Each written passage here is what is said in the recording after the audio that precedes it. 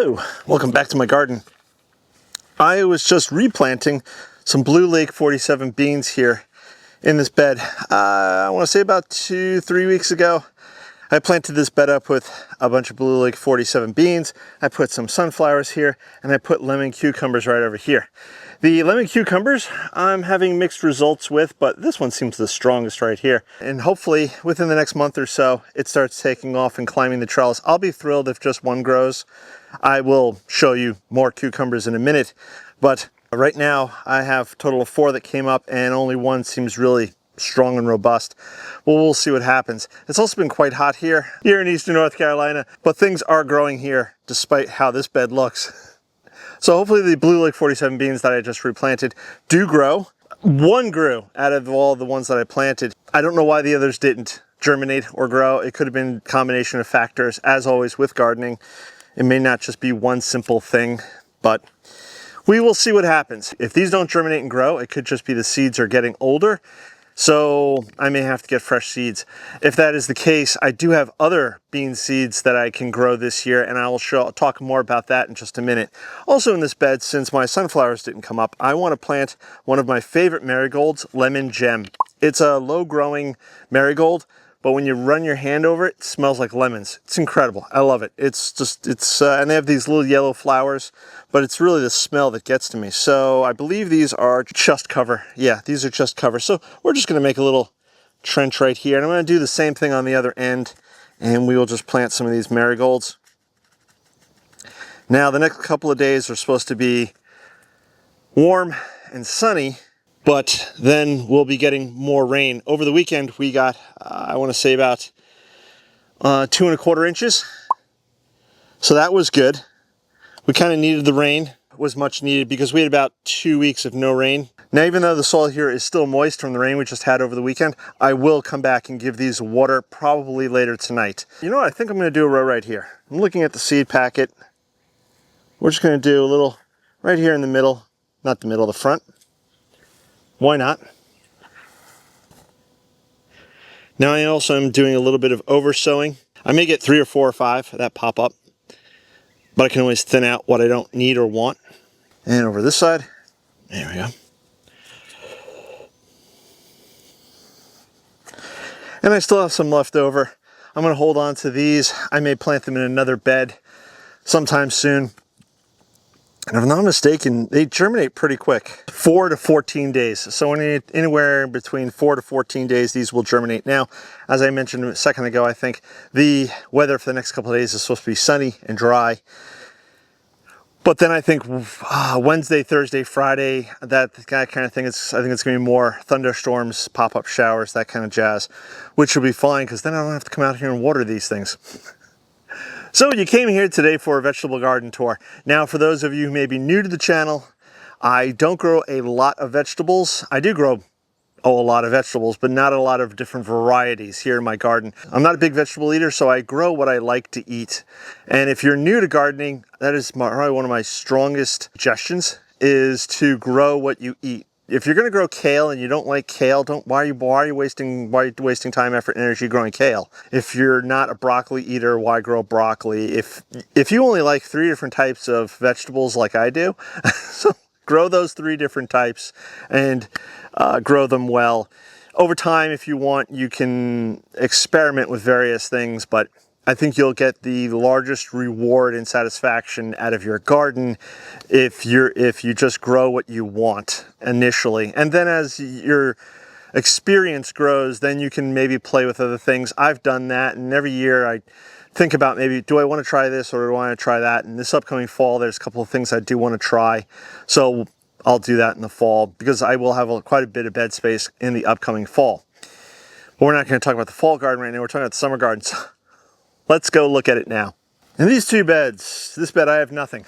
I just harvested onions. I think that was in the video on the other day, maybe. But I just harvested my onions that were in here. They're all done. They're in the greenhouse. They're curing. Life is good. So this bed I could top off and plant something else, but I think I'm going to let it rest for a bit. And I will probably put carrots in here come the fall. This bed right here has my peanuts. The experiment this year with my peanuts is going well. Last year, as I mentioned, I planted peanuts in rows. too many plants for too small of space, and I think I missed out on a lot of peanuts because a lot of the plants, this is like 2 or 3 plants that were planted right in the middle. And had I planted them on the edge, most of the plant would be hanging out of the bed and I'd lose out on all those peanuts I could have had.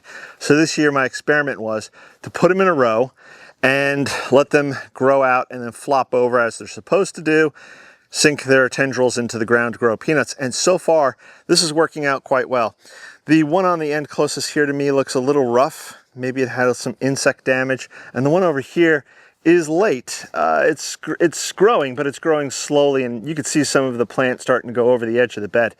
But the 2 or 3 that I have here in the middle, this is exactly what I was thinking about and expecting or hoping the plant would do, is grow, flop out, stay within the confines of the bed, and this way all of the tendrils grow down into the raised bed mix and produce peanuts. Hopefully, I get a pretty decent crop come the fall. Right here in this jungle, I have on this side, I have my Richmond green apple cucumbers. Unfortunately, they're not producing that many fruit. I don't know why. I'm getting a lot of vine, I'm getting a lot of flowers, but very little fruit at all. There's a couple here. Let me see if I can get a picture of that to show you guys. And they're looking pretty good. But if I recall last year, this time, I was harvesting dozens of these cucumbers off of the plant. So I'm not sure what's going on this year with the vines. I'm not sure if it's a nutrition issue. I'm not sure if it's the heat, humidity, weather, not sure, but either way, it's growing, still alive, and we are getting some cucumbers. On this side, I planted squash, and I can't remember which one. There's a tag around here someplace. Excuse me, Sophie. Cornucopia. So this mess right here is Cornucopia gourds. These are those funny looking, if I remember, I'll put a picture up, funny looking gourds that you get around Halloween time when you go to buy your pumpkin. They've got these funny looking gourds they'll sell for outrageous amounts of money. But last year I tried growing these out in the in-ground beds. They grew pretty well. I didn't get as many gourds as I thought I would, and part of that was because of Peter Cottontail. But this year, I'm growing them here in the raised bed, and they're just going nuts. They're covering this whole trellis, which is really great. I'm not worried about them necessarily competing for sunlight at this point with the cucumber, because the cucumber is going over the top of the trellis. So hopefully this does not outcompete it, and hopefully this doesn't cause a problem for my cucumbers. If it does, well, lesson learned. Let me show you what's going on the outside of this bed. Here on the outside of this bed, I have my Blue Lake 47 beans. These have been growing okay-ish. Whatever beans they have put on have been a little tough and not so sweet, but the plants are still growing. They're still putting on flowers, and I see some beans still growing, which is really good. So hopefully I'll continue to harvest these over the next few weeks. At the corners, I planted some chamomile, and the chamomile did grow for me this year. I was real excited about that. First year I've ever grown chamomile successfully. Unfortunately, it seems to go over quite quickly, and I don't know if they're going to reflush or rebound when the cooler temperatures prevail. So if you're in a warmer climate and you grow chamomile, please let me know what your chamomile looks like and if it's successful or how it's growing and if it's thriving, etc. One of the plants that I did grow this year that has been a total failure or flop for me is nasturtium. It grew, but then it quickly died. Basically the heat, it's just too much for the plants.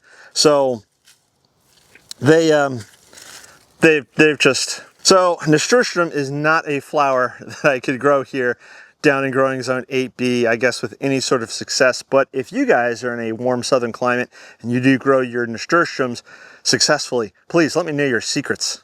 Now in these 2 beds, this bed I had onions in. I just recently pulled the onions, so there's really nothing growing in there at the moment other than some weeds. A lot of weeds, but that's okay. I'll also have to top off that bed with some raised bed mix, but I'll probably wind up doing that closer to the fall, I think, because I think I want to try growing calendula in this bed again in the fall. But unlike last time where I waited until, I want to say, October to start trying to grow my calendula, the plants were too small, and when we got our first frost, it wound up killing a lot of the plants. So I'll start earlier in, say, August, September, maybe, and then I'll have to wait and see how the weather is, because if I plant too early, the heat will get them.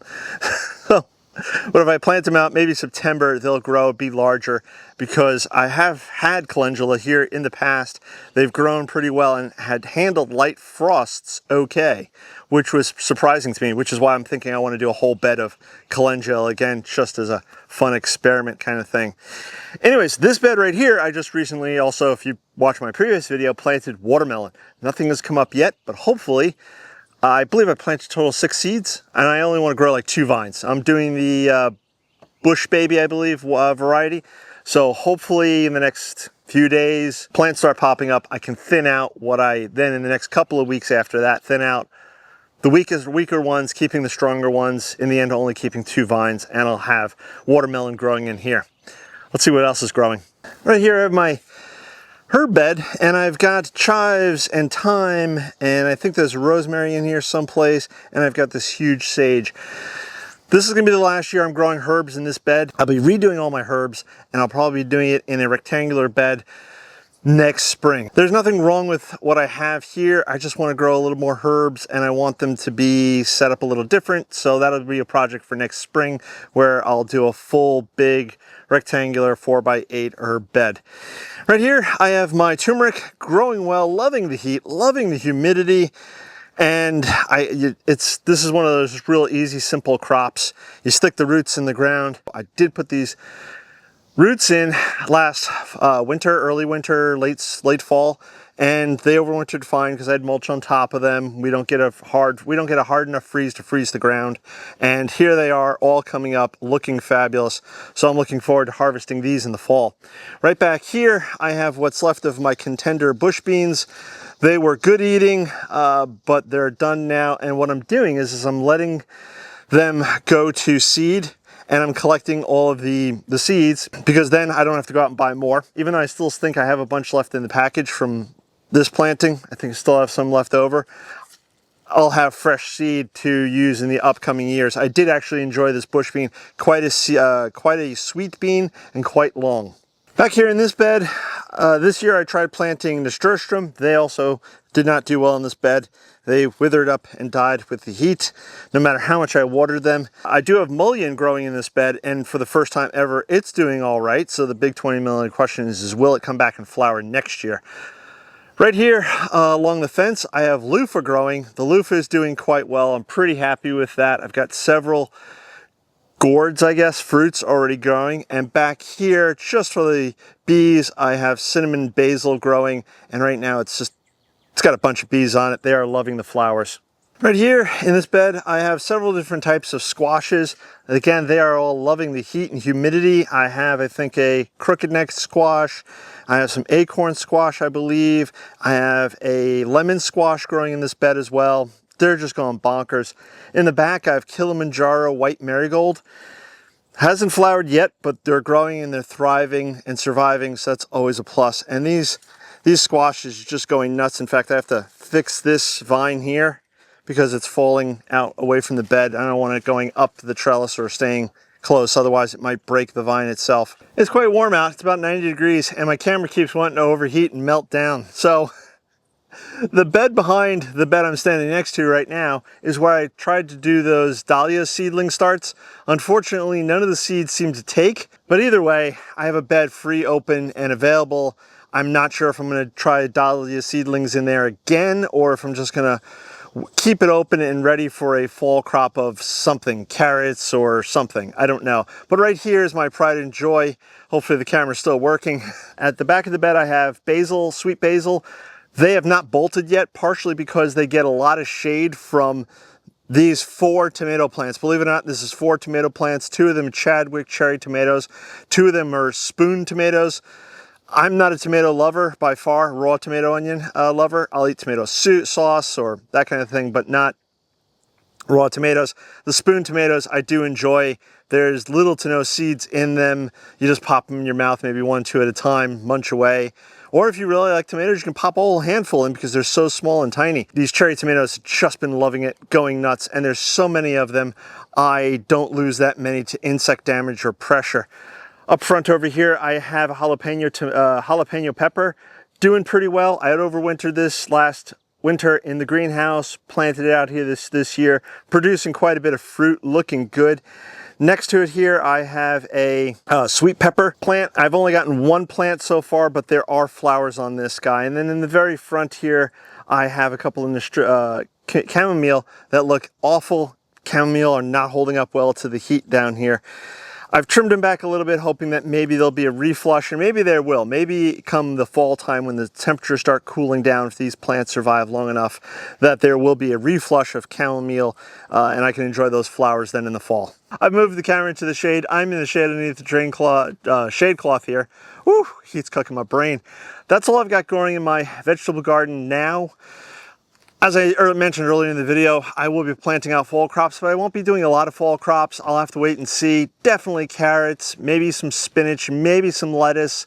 If you guys have any good suggestions or varieties of lettuce that I should maybe try this year for growing zone 8B, something that can handle warmer weather, please let me know in those comments below. If you haven't subscribed, please subscribe, click that bell icon to be notified when I do post a new video. I think that maybe the next tour we'll do is going to be in the flower garden, so we'll do a quick tour of the flower garden, and I'll probably do that in the evening when it's a bit cooler and the sun's gone down. So with all that being said, on this really hot Monday, hope all of you had a great weekend, and I'm going to catch you guys on the next one. Bye-bye.